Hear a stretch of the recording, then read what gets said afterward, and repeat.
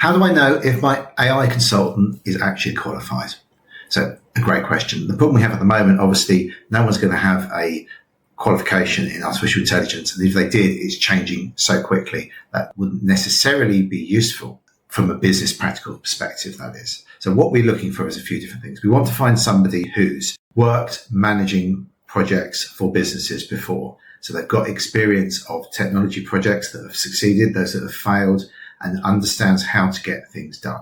Maybe they've got project management courses, qualifications. Maybe they've got project management qualifications. What we want to find is somebody who's got a good business acumen. So they'll understand what things you can do that will benefit the business with the least amount of work. Because AI is changing so quickly, what may not be possible now might be possible in 3 months' time, at least without a huge amount of work.